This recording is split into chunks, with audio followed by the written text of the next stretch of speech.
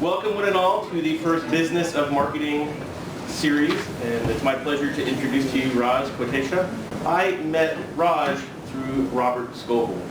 For those of you who aren't familiar, Robert Scoble is a tech blogger, he's an author, he's a futurist, he's sort of the person to know in Silicon Valley if you want to know anything about emerging technology, things like that. I happened to be up early one morning and noticed that Robert was in Dubai for GITEX. So as I often do with anyone who I think might add value to my classes or to the university, I immediately asked him on his Facebook page, hey, do you have any time to come to one of my classes?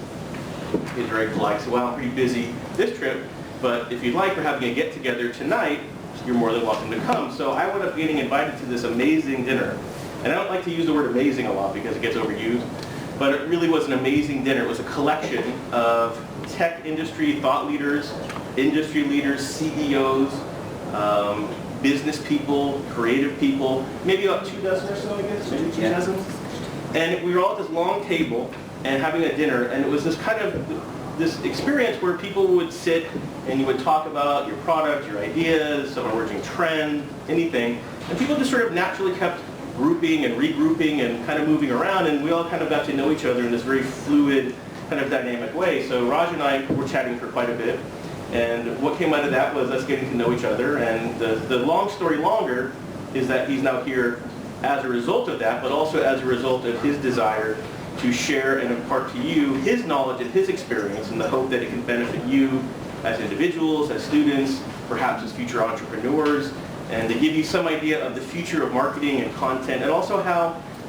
by creating your own content, you could perhaps leverage that and use that to help give yourself an advantage professionally as you try to bridge the gap between leaving here with a university degree and maybe varying degrees of experience and wanting to go into the real world where typically, you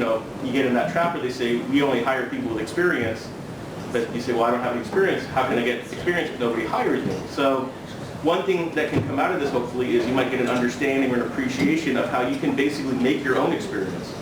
and or find ways to do internships as well to sort of further enhance that experience and have kind of a digital paper trail of your knowledge and your abilities. So without further ado, I'm going to let Raj take the floor, and I'm going to step aside and let you do your thing.